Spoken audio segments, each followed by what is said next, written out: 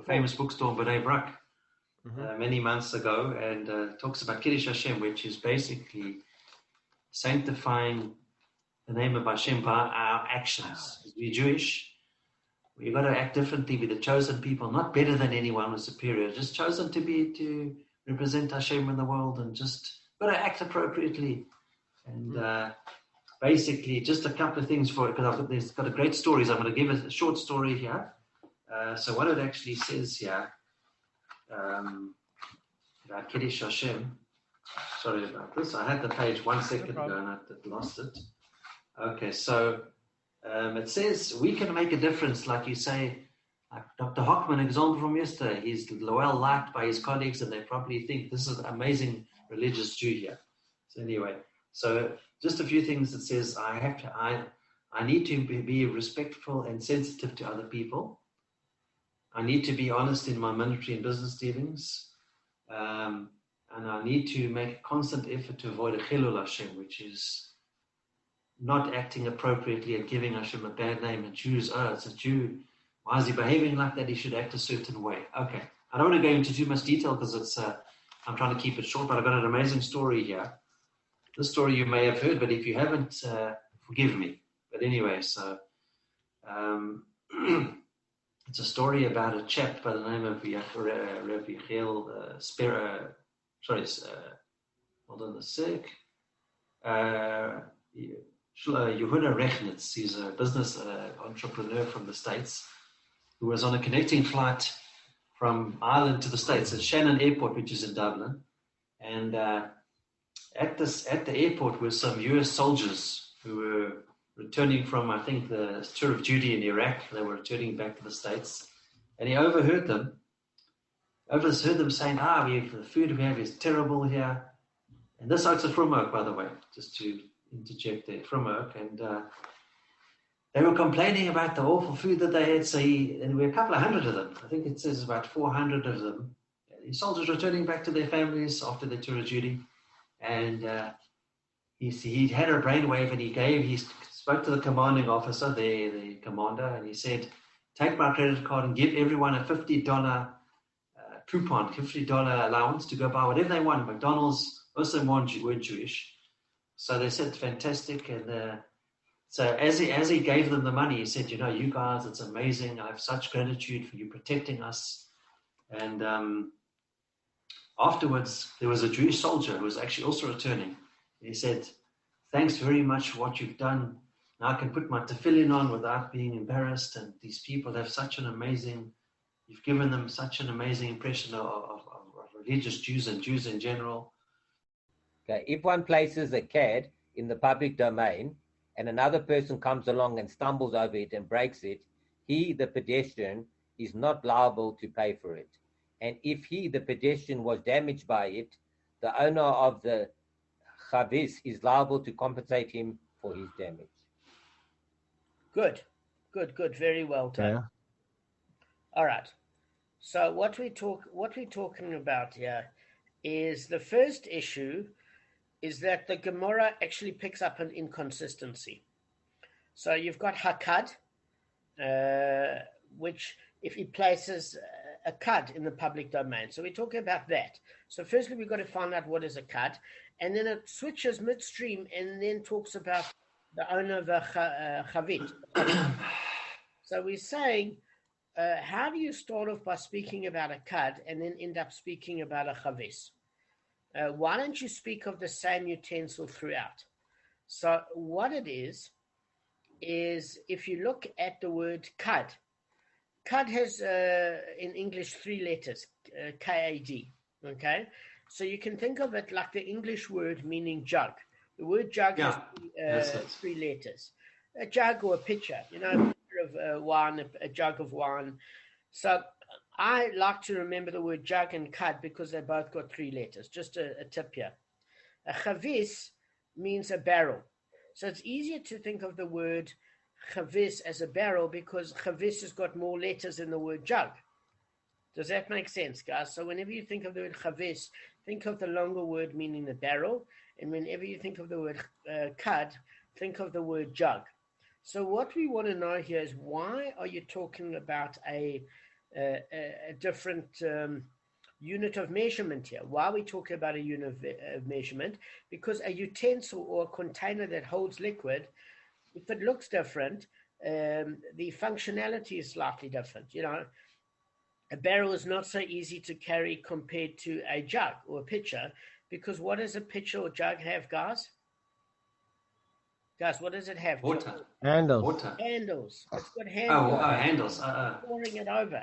So in that particular case, it's more of what you call a decanting utensil. Nobody generally lifts a barrel around, but what you do have for barrels is you've got a tap on a barrel, like on an urn. It's the same concept as an urn. You've got a tap. So a barrel can be just generally a little bit bigger. Today we think of a barrel as in a barrel of scotch or wine, which is extremely big. In those days, they made barrels of different size containers. So you didn't really have a huge size difference between a barrel and a jug. It was more, I suppose, the handles, as Arthur quite correctly said. All right. So if you look at the Tana of this Mishnah, so he began by speaking of a Kabb, he ended up speaking of a chavis, and why does he not speak of the same utensil throughout? So we're going to find out why now. Now, before we resolve this problem, it's not the first time this has happened, okay? I mean, we learned in the Mishnah, which we're going to hit in a few doves' time, in 31b. It talks about if a person was coming in the public domain with his chavis, okay, and another person was coming with his beam, what are we talking about? A beam of wood. In other words, they're both coming into the public domain. The one's coming in with his chavis, his barrel, and the other one's coming in with a beam of wood. And this one's cud was broken by that one's beam. So in other words, the guy turned around and whacked the guy with a container and broke his cud. So here we're talking about the same sort of thing. There's an interchangeability by the word chavis for barrel and cud for jug or pitcher. And it says there the owner of the beam is not liable to pay. Incidentally, the reason he's not liable to pay is because in the public domain, you've got to watch out for each other. If the guy's carrying a beam of wood, the guy, as long as he doesn't turn around and whack him and behave abnormally, because remember we learned the law, guys, that if the person in front of you behaves abnormally, if you react abnormally, you're not liable. So we talk about a guy just walking and then they collided into each other. That's exactly what I said, Kevin, a wooden beam. It's a beam from wood. So if they collided within each other, basically he's not responsible because the guy with the pitcher or the jug or the barrel should have looked where he was going. But that's incidental. The main thing that we're looking at here is chavis and cud and the interchangeability. So, Kev, thanks for looking up the word. I appreciate it. As you said it, I looked it up on Translate, but you said it like a split second. Yeah, so it's just when a message appears, I'm stopping to read it. So unless it's exact, just let me know, because I don't want to ignore what you have to say. You often have got a much better version of Hebrew than me. There's no question. If one person was walking, it gives another case in the Gemara, right? We learned this in another Mishnah. So if you have a look, we're going to deal with in 115a in Bava Kamma. Please God, guys, we get there. If a person was coming with his chavis of wine, and another person was coming with this cad of honey, and the chavis of honey cracked, and the first one spilled out his wine from his container and saved the honey into it, he's entitled only to his fee. So again, here the Tana spoke of a cad in the beginning and ended up with a chavis. So here you can see it's interchangeable. All right? Just while we add it, because it says the more we learn, the more merit there is.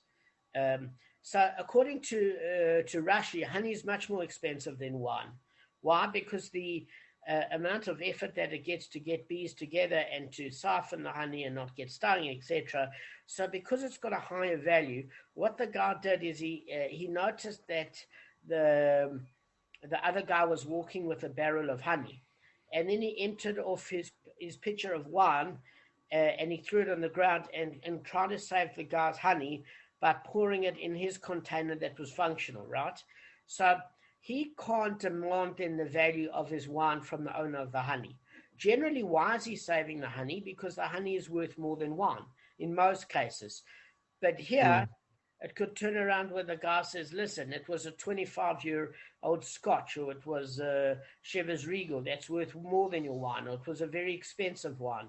So the only thing that the owner of the wine can actually collect is a wage for his labor, in other words, the time he's used, and the payment for use of his container. So you've got to think very carefully if you want to help your fellow man. just as a matter of interest, because you just got to know what you're going to get covered for or not. The container of honey is referred to as a cad at first, or cud, and then referred to as a chavis. So look, each of these words can either mean pitcher or barrel interchangeably.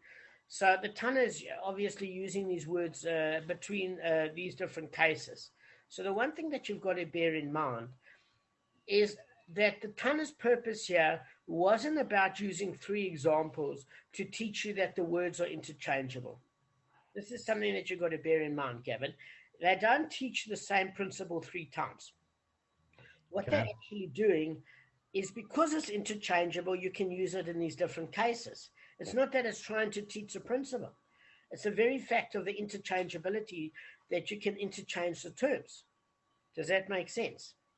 Because the value of money between a pitcher and a barrel is negligible. Why? We're not talking about a huge barrel that you imagine today of Scotch whiskey in Scotland, and then a tiny pitcher or jug for a liquid fruit container or a series on the Shabbos table. We're talking about equally sized containers. The one might have a handle and the one might have a tap. So therefore, if they're financially very similar in value, you can interchange them, because if you break one and then it refers to another term, you're in for the same amount of money. All right, let's just discuss one last order here of business. Is the Gemara explains that the Mishnahs are not inconsistent. Rav Papa said a kad is the same thing as a chavis. Both words carry the same meaning. So the Gemara asks, what practical consequence emerges from this fact? In other words, what do we mean a practical consequence? Financial implication. We're not just learning about barrels and pitchers. We're learning about what it's going to cost you if something got damaged. And what happens if there was a transaction? So the Gemara replies, there's a practical consequence with respect to buying and selling. If someone agrees to sell a chavis, which generally means a barrel, he may give the buyer a cut, which means a pitcher, instead. So the Gemara analyzes this response. Okay. What are the circumstances of the situation? If you say that the sale that took place in a locale where the pitcher is not called a chavis and a barrel is not called a cud, how can the seller give the buyer a pitcher? So what it's saying is as follows. When it refers to the term locale, it's talking about a region. Kev, you falling asleep? Okay, your eyes were closed. Are you okay? Yeah. Just a bit tired, but I'm fine. All right.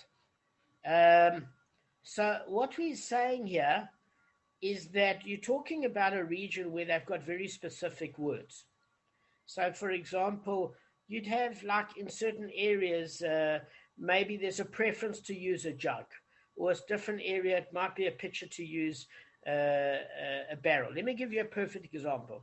If you go down to a Mams and Toti, where my dad is, you generally will have your signage. I can only use this in terms of signage, manufactured out of ABS plastic or Corex, or a chroma deck with a baked enamel finish. Why? Or aluminium instead of steel, because anything made of steel is going to rust. So therefore, the manufactured items down there are not made of steel. I just need to take this call. Hold on. They're not made of steel that's going to rust. They're made out of aluminium, because you've got acidity, you've got sodium chloride, you've got salt, you've got minerals, and they eat into the metal and cause rust. So there, obviously, the trend would be to make out of plastic as opposed to metal, or use aluminium if you want that metal look. So too in different locations. Did you just mute him, Damon? Yeah, I will. I'm sorry. All right. So there might be a particular preference. Does that make sense? So what it's saying here is, how do you have this in a sales transaction where the words are necessarily interchangeable? Why?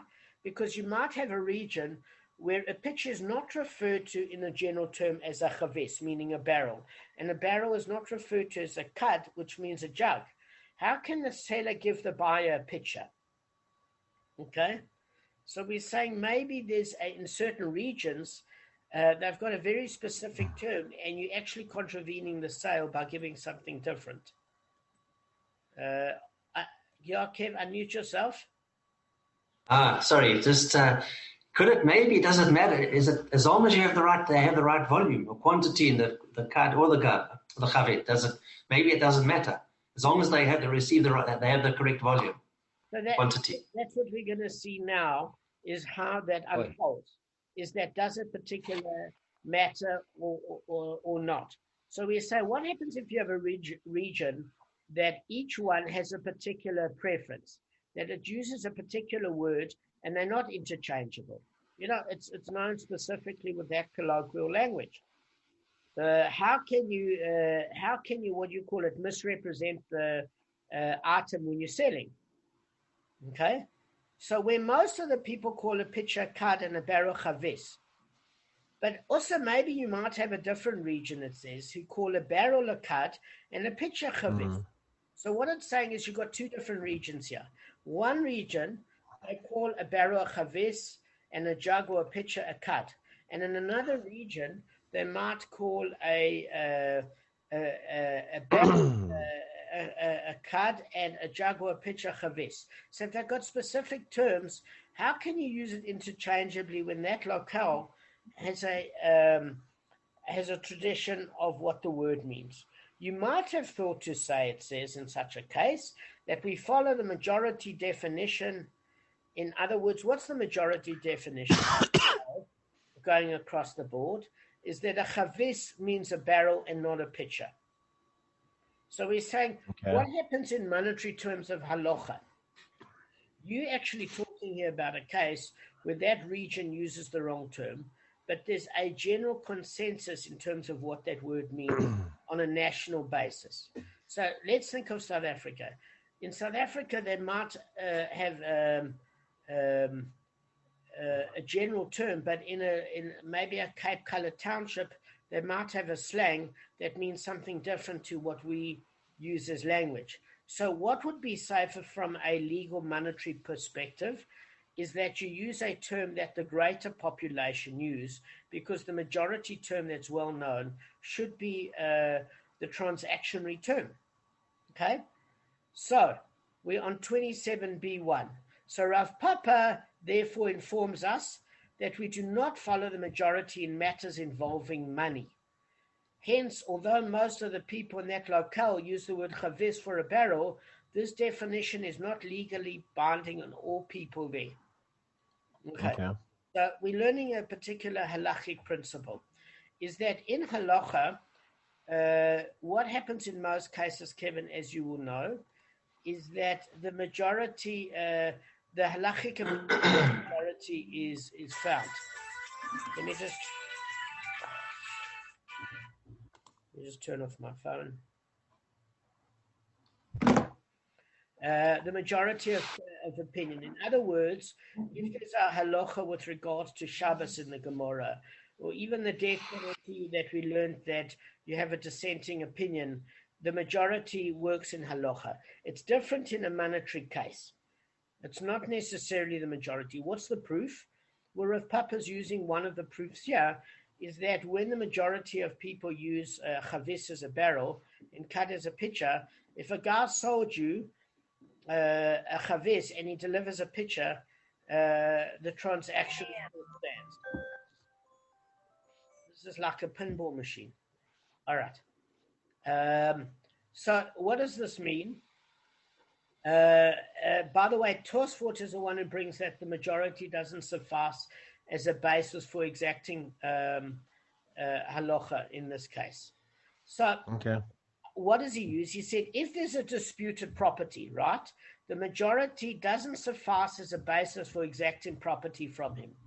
So in other words, I've got a property in my possession, and there are a few people that turn around against me and say that that property is in dispute. Tosfot says you don't automatically confiscate the property away from that individual. It's not as simple as that. Okay. And what does this mean? Is that even if there's an agreement made for the sale of a chavis, the seller can deliver a pitcher. It still qualifies. Why? Because exactly as Kevin said, we're not dealing with an amount here that is discernible. The value of a pitcher and the value of a barrel is negligibly different, meaning it's almost the same. Because one of the opinions that are brought here, especially as there's a discussion with the Rishonim, and they turn around and say, listen, can't you see from the transaction that there would be a difference in payment? What I mean, if I deliver and we agree on a price and you say to me, no, he promised to deliver a BMW and he delivered a Honda of a 2020 model, right? There you can determine what the sale of the agreement was. By what? The amount. The BMW is worth far more than the Honda, right? So the amount will determine what the transaction was based on, despite the claim of the seller saying that he actually did agree to sell the guy. The guy wanted to buy a Honda for that ridiculous price. So the Rishonim discuss, can't you tell the difference between a Kabb and a chavis by the price paid for the item? Doesn't that clear it up? And they're saying, no, this is the entire point, exactly as Kevin said, is that there's no discernible price difference that's of a great value between a pitcher and a barrel, because we're dealing with a barrel and a pitcher of the same size. And therefore, because the milliliters or the quantity is small, it's negligible. So you don't have a discussion as far as that's concerned. Incidentally, although most of the people in that area might use the word chavis to mean a barrel, the seller can claim that he's one of those that in this word, he basically uses that word for the word pitcher, right? So the seller is considered to be in possession of the disputed item, namely the barrel. So the principle of the majority is not effective against him. That's the opinion of Tosfot. What does this mean? He's saying it's exactly like a property. If property is in my possession and a few people are arguing and want to confiscate the property, the court's not going to say there are 4 people that are arguing with you, we're going to confiscate the property. It's a monetary case. It's not halacha where you're dealing with great rabbis and a majority of opinion. So the seller could turn around here and say, listen, the word chavis, he means a pitcher bat, and he delivered a pitcher and the sale would stand. Why? Because he's in possession of the disputed item. What is the disputed item here?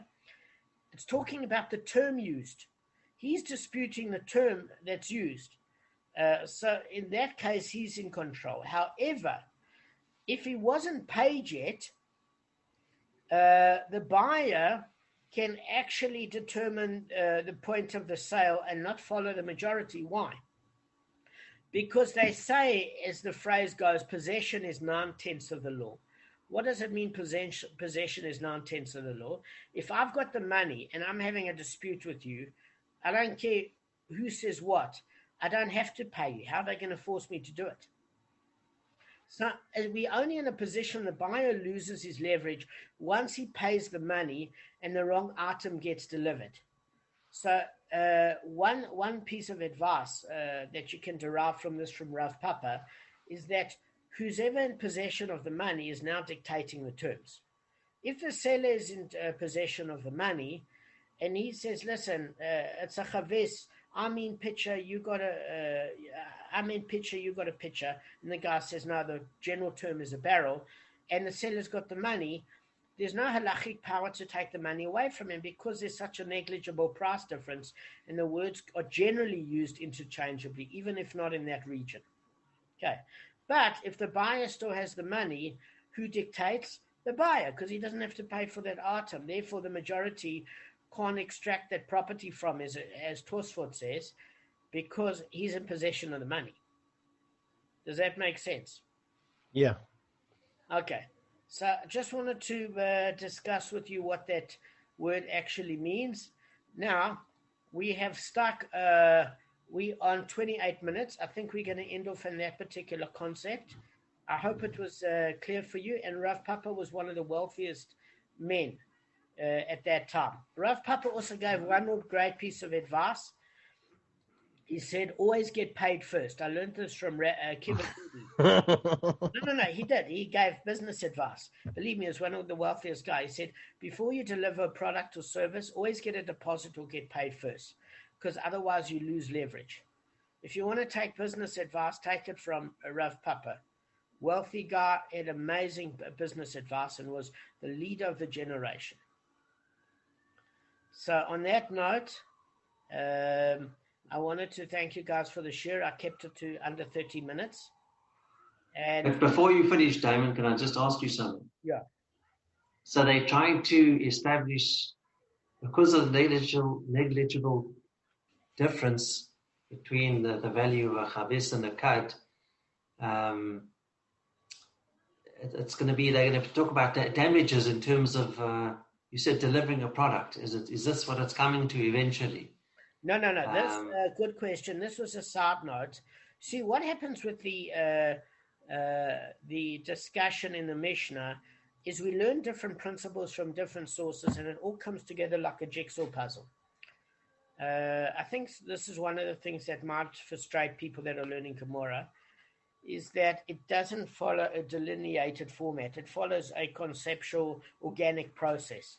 So we started talking about a guy riding his bicycle. So the guy places a card in a public domain, right?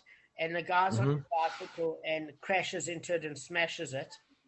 And why is the pedestrian not liable to pay? And if he gets injured on that barrel in the middle of the public domain, why is the owner of that barrel or that pitcher obligated to pay for the damage of that guy that's riding a bicycle in the public domain? Maybe the guy riding a bicycle should have looked where he was going. So that's the actual case.